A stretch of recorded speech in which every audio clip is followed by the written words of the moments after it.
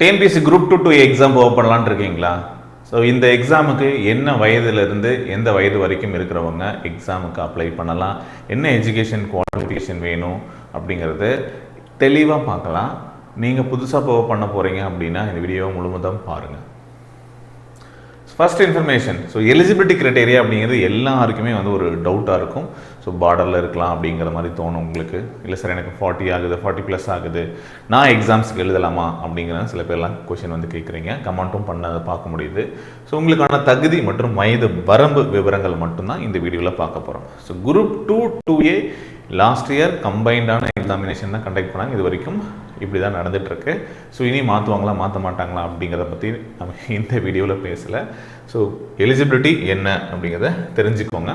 So நான் விஜயன், நம்ம அதிகமான சேனலில் ரெகுலராக டிஎன்பிஎஸ்சி ரிலேட்டடான கண்டென்ட் கொடுத்துட்ருக்கோம். ஸோ இப்போ தான் ஃபஸ்ட் டைம் பார்க்குறீங்க அப்படின்னா மறக்காமல் சப்ஸ்கிரைப் பண்ணி வச்சுக்கோங்க. ஸோ கிளாஸு டெஸ்ட் இது எல்லாமே நம்மளுடைய சேனலில் ரெகுலராக கொடுத்துட்ருக்கோம், பார்த்துக்கோங்க. ஓகே. ஸோ இதுக்கு முன்னாடி நடந்த எக்ஸாமோட நோட்டிஃபிகேஷனோட டீட்டெயில்ஸ் 2025 நடந்தது. ஸோ 15/7 நோட்டிஃபிகேஷன் கொடுத்தாங்க. லாஸ்ட் டேட் பார்த்திங்க அப்படின்னா ஒரு 1 மந்த் டைம் தருவாங்க. சரிங்களா? 30 days உங்களோட அப்ளிகேஷன் ப்ராசஸ் இருக்கும். ஓகே.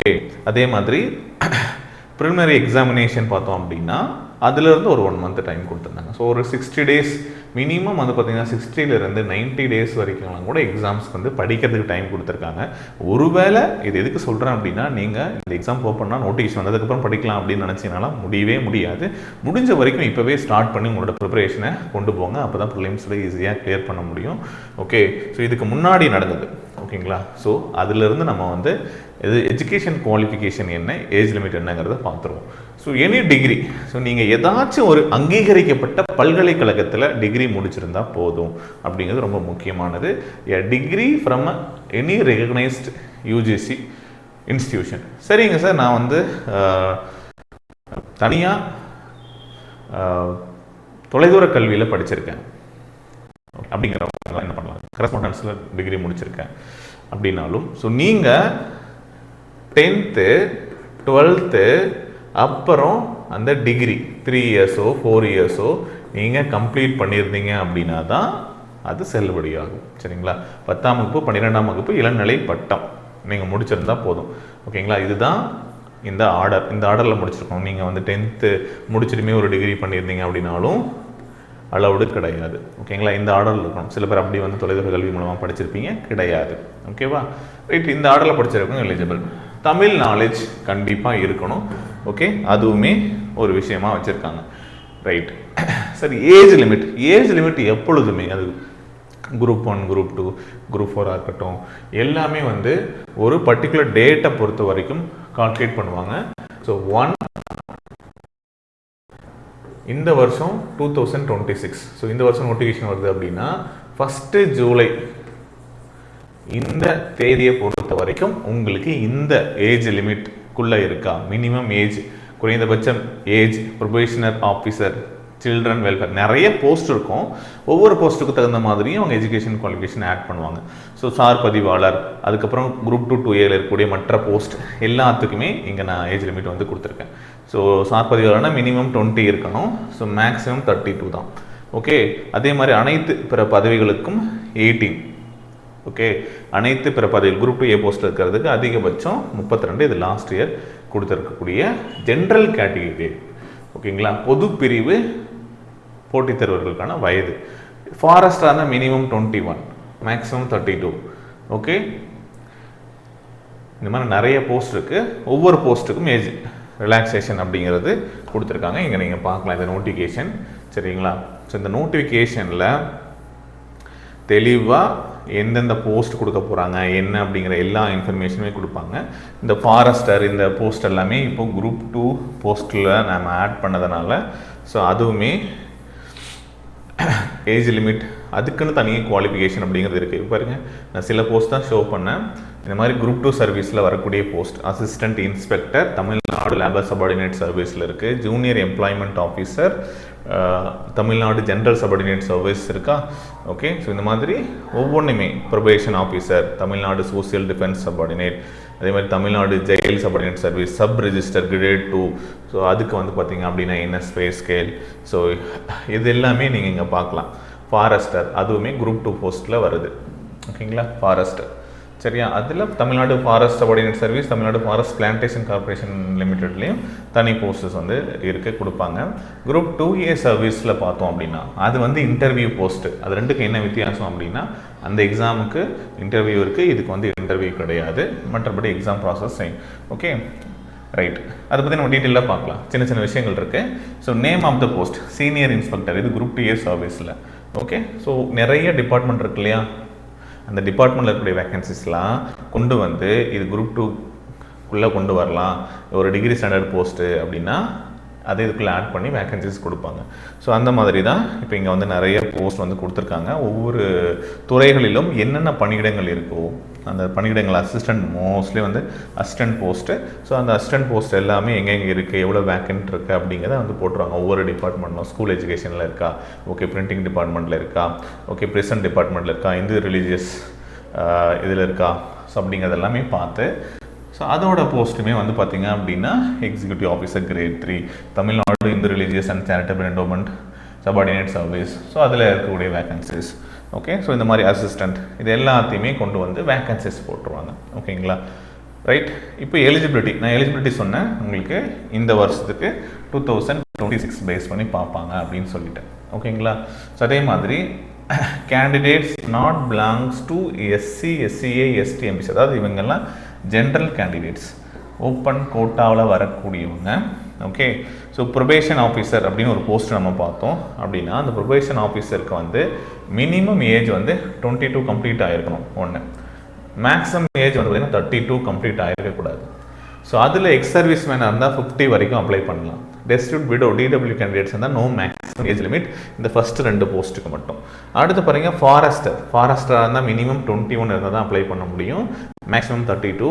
எக்ஸ் சர்வீஸ் மேன் இருந்தால் 37, அதே மாதிரி விடோவுக்கு 37. ஸோ இதுதான் வந்து குரூப் 2 போஸ்ட்டில் இருக்கக்கூடியதுக்கு, சரி குரூப் 2 போஸ்ட்டில் இருக்கக்கூடியது. அதே மாதிரி இங்கே பாருங்கள் இந்த போஸ்ட்டுக்கெல்லாம் no age, maximum age limit கடைசியில் கொடுத்துருக்கிறது வந்து விடோவுக்கு மட்டும்தான். சப் ரெஜிஸ்டர் மினிமம் 20, சரிங்களா, 42. அதாவது இது வந்து நார்மலாக மேக்ஸிமம் ஏஜ். ஓகேங்களா, ஃபிசிக்கலி சேலஞ்சடாக இருந்தால் 42. ஓகேங்களா, 32 வயசு வரைக்கும் தான் ஜென்ரல் கேண்டிடேட்ஸ் அப்ளை பண்ண முடியும்.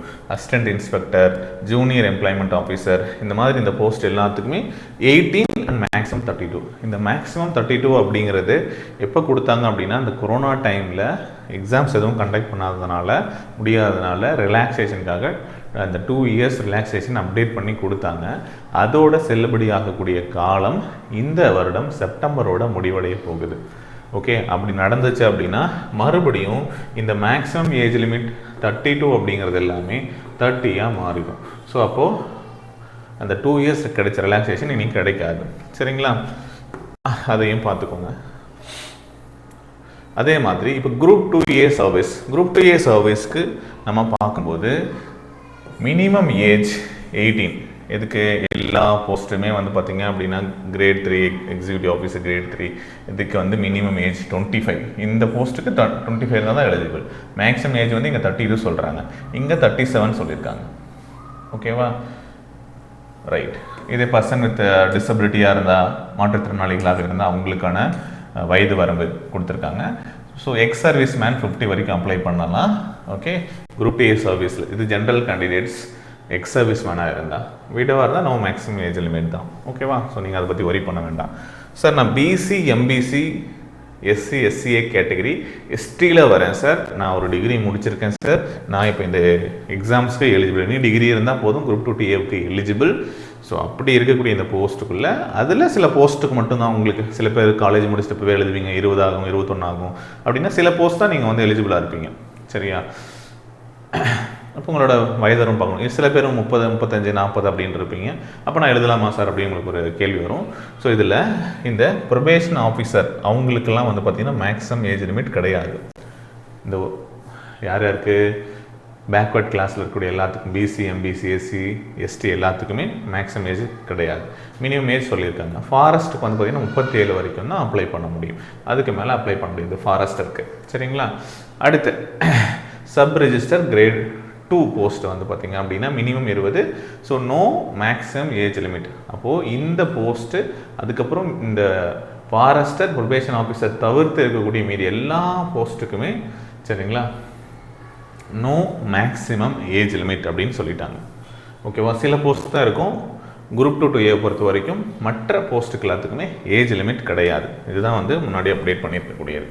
ஓகேங்களா, இதே தான் குரூப் 2A சர்வீஸ்லையும் குரூப் 2A சர்வீஸில் இருக்கக்கூடிய போஸ்ட்டுக்கு ஓகே மினிமம் ஏஜ் இருக்கும், மேக்ஸிமம் ஏஜ் கிடையாது. ஓகேங்களா, இப்போ ஃபார் ஆல் போஸ்ட் எக்ஸப்ட் இந்த எக்ஸிக்யூட்டிவ் ஆஃபீஸருக்கு மினிமம் 25 இருக்கணும். அதை தவிர்த்து மீதி நிறைய போஸ்ட் நம்ம பார்த்தோம். நிறைய டிபார்ட்மெண்ட்டில் அசிஸ்டன்ட் போஸ்ட் முன்னாடி கொடுத்துருப்பாங்க. அது எல்லாத்துக்குமே 18 வயசு இருந்தாலே போதும் எழுதலாம். ஒரு டிகிரி முடிச்சிருக்கீங்க, 18 வயசு ஆயிருக்கு அப்படின்னாலே போதும், நீங்கள் இந்த எக்ஸாமுக்கு எலிஜிபிளாக இருப்பீங்க. ட்ரை பண்ண சொல்லுங்கள். உங்கள் ஃப்ரெண்ட்ஸ் யாராவது இருந்தாங்கன்னா, ஃபேமிலியில் யாராவது பார்த்துட்ருக்கீங்க அப்படின்னா படிக்க ஆரம்பிக்க சொல்லுங்கள். ஸோ மினிமம் ஏஜ் வந்து 18, மேக்ஸிமம் ஏஜ் கிடையாது. சார் 35 வயசு ஆச்சு, 40 வயசு ஆகுது, படிக்கலாமான்னா தாராளமாக இந்த எக்ஸாம்ஸை அப்ரோச் பண்ணலாம். ஓகேவா, புரிஞ்சுதுங்களா? So age limit, no maximum age limit அப்படின்னு சொல்லுவோம் அப்படின்னா அதுக்கும் ஒரு விளக்கம் கொடுத்துருக்காங்க. 60 இயர்ஸை கம்ப்ளீட் பண்ணக்கூடாது அப்படின்னு சொல்லிட்டு சரிங்களா. இது போன வருஷத்தில். இப்போ இந்த வருஷம் 2026 பொறுத்த வரைக்கும் இந்த மேக்ஸிமம் ஏஜ் 60 கிராஸ் பண்ணியிருக்கக்கூடாது அப்படிங்கிறத நம்ம புரிஞ்சுக்கணும். ஓகேங்களா, ஸோ இதுதான் minimum and maximum age limit அப்படின்னு நம்ம வந்து சொல்கிறோம் ஒவ்வொரு போஸ்ட்டுக்குமே. ஓகேவா, ஸோ அதை தான் இங்கே நான் வந்து கொடுத்துருக்கேன். உங்களுக்கு புரிஞ்சிருக்கும்னு நினைக்கிறேன். சிம்பிளாக சொல்லணும் அப்படின்னா சில போஸ்ட்டுக்கு வந்து பார்த்திங்க அப்படின்னா உங்களுக்கு அதிகபட்ச வயது எல்லாத்துக்குமே 32 தான். ஒரு சில போஸ்ட்டுக்கு தான் வந்து பார்த்திங்கன்னா உங்களுக்கு மினிமம் ஏஜ் அதிகமாக இருக்கும், அதை பொறுத்து மாறும். ஓகேங்களா, ரைட். இது குரூப் 2 போஸ்ட்டு ஜென்ரல் கேண்டிடேட்ஸ் இந்த மாதிரி இருக்கக்கூடியது. ரிசர்வ்டு கேண்டிடேட்ஸாக இருந்ததுன்னா அவங்களுக்கு தனியாக நோ மேக்ஸிமம் ஏஜ் லிமிட் அது வந்து உங்களுக்கு வந்து கொடுத்துருக்காங்க. யார் யாருக்கு பிசி, எம்பிசி, எஸ்சி, எஸ்டி இவங்களுக்குலாம் வந்து கிடையாது அப்படின்னு சொல்லியிருக்காங்க. எக்ஸ் சர்வீஸ் மேன் அப்படின்னா அவங்களுக்கு ஒரு ரிலாக்ஸேஷன் கொடுப்பாங்க. ஸோ ஏஜ் லிமிட் வந்து 50 வரைக்கும் கொடுத்துருக்காங்க, நம்ம பார்த்தோம். ஓகே, ஸோ இதே மாதிரி ஃபிசிக்கல் ஸ்டாண்டர்ட், இந்த ஃபாரஸ்டர் எக்ஸாமுக்கு மட்டும் ஃபிசிக்கல் ஸ்டாண்டர்டு கண்டிப்பாக பார்ப்பாங்க. உங்களுக்கு ஹைட்டு மேல்னா எவ்வளவு 163, ஃபீமேல்னா 150 இருந்தால் நீங்கள் இந்த எக்ஸாமுக்கு எலிஜிபிள். உங்களுக்கு என்டியூரன்ஸ் டெஸ்ட் அப்படின்னு நடப்பாங்க. நடை சோதனை 4 மணி நேரத்தில் ஆண் 25 கிலோமீட்டரும் பெண் வந்து 16 கிலோமீட்டரும் நீங்கள் கிராஸ் பண்ணணும். ஸோ அப்படி இருந்தால் தான் இந்த ஃபாரஸ்டரை வந்து எக்ஸாம் எழுதி முடிச்சதுக்கப்புறம் ப்ரிலிம்ஸ் மெயின்ஸ் முடிச்சதுக்கப்புறம் உங்களுக்கு நடக்கக்கூடிய இந்த டெஸ்ட்டு சரிங்களா இது நடக்கும். அதெல்லாம் நம்ம அப்புறம் பார்க்கலாம். ஓகேவா, ஸோ அதே மாதிரி எக்ஸாமோட பேட்டர்ன் அப்படின்னு பார்க்கும்போது ப்ரிலிமினரி எக்ஸாமினேஷன் ஓகேங்களா. இதில் உங்களுக்கு லாங்குவேஜ் அது தமிழாக இருக்கலாம் அல்லது இங்கிலீஷாக இருக்கலாம். அது உங்களுக்கு 100 கேள்வி. ஸோ அதன் பிறகு வந்து பார்த்திங்க அப்படின்னா ஜென்ரல் ஸ்டடீஸில் 75 கொஷின்ஸ் இருக்க போகுது. ஆப்டிடியூடில் 25 இருக்க போகுது. ஸோ டோட்டலாக இது ஒரு 100. ஸோ லாங்குவேஜ் இது 200 கொஷின் ஆச்சு. ஒரு கொஷின் மார்க்ஸு, டோட்டலாக 300 மார்க்ஸுக்கு எக்ஸாம் நடக்கும். ஓகேவா, அடுத்து main examination Tamil eligibility paper ஒன்று இருக்க போகுது. ஜென்ரல் ஸ்டடீஸ் டிகிரி ஸ்டாண்டர்டில் முதன்மை தேர்வு எடுக்க போகுது. இதே ஃபாரஸ்டாக இருந்தீங்க அப்படின்னா உங்களுக்கு endurance test, physical standard test இதெல்லாம் இந்த போஸ்ட்டுக்கு மட்டும் நடக்கும். சரிங்களா, ஓகே. இவ்வளோ தாங்க பேசிக்கான இன்ஃபர்மேஷன் நான் கொடுத்துட்டேன். என்ன படிக்கணும், என்ன சிலபஸ் இருக்குங்கிறத நான் அடுத்த வீடியோவில் உங்களுக்கு வந்து ஷேர் பண்ணுறேன்.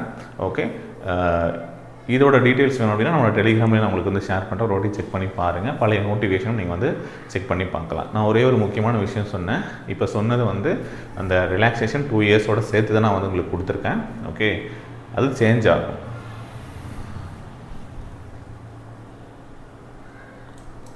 ஸோ இப்போ டைரெக்டாக ப்ரெஸ் ரிலீஸ் இல்லை, பட் நியூஸில் ஆல்ரெடி கொடுத்துட்டாங்க. ஓகே, இப்போ நீங்கள் வந்து ப்ரெஸ்ஸில் வெளியிட்டிருக்கக்கூடிய இந்த இன்ஃபர்மேஷன் நீங்கள் பார்த்தாலே தெரியும். So Tamil Nadu age relaxation for government recruitment due to COVID-19 pandemic was granted for period of 2 years கொடுத்துருந்தாங்க.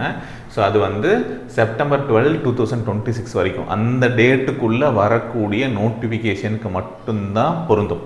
அப்போது குரூப் 2 நோட்டிஃபிகேஷன் அதுக்கு முன்னாடியே அப்டேட் ஆகும். அதனால் இந்த ரிலாக்ஸேஷன் இருக்கும். ஒருவேளை அது தாண்டி ரிலீஸ் ஆகுது அப்படின்னா நமக்கு அந்த ரிலாக்ஸேஷன் கிடைக்காது. அதுக்கப்புறம் வரக்கூடிய குரூப் 4 இருக்கட்டும், மற்ற எஸ்ஐ தேர்வு, பிசி தேர்வாக இருக்கட்டும், அது எல்லாமே உங்களுக்கு கிடைக்காது. ஓகேங்களா, ஸோ அதையும் நம்ம பார்த்துக்கணும். சரிங்களா, டிஎன்யூஎஸ்ஆர்பியில் நம்ம இந்த மேக்ஸிமம் ஏஜ் வந்து 28 அந்த மாதிரி இருக்கும், அதை 30 மாற்றி கொடுத்தாங்க. இப்போ இன்றைக்கி நேற்று கூட வந்து ஆர்டிக்கல் ரிலீஸ் ஆகிருக்கு. சரிங்களா, இந்தியன் எக்ஸ்பிரஸில் கொடுத்துருக்காங்களா, aspirants clamour for covid era age relaxation TNUSRB to take a call அப்படின்னு சொல்லிட்டு அப்டேட் பண்ணியிருக்காங்க. ஓகேங்களா, ஸோ அதாவது ஏஜ் ரிலாக்ஸேஷன் செப்டம்பர் 12 முடிவடைய போகுது. ஸோ இதை எக்ஸ்டெண்ட் பண்ணணும், கன்செஷன் கொடுங்க அப்படின்னு சொல்லி கேட்டிருக்காங்க. கொடுத்தா தான் நமக்கு வந்து அந்த ஏஜ் ரிலாக்ஸேஷன் கிடைக்கும்.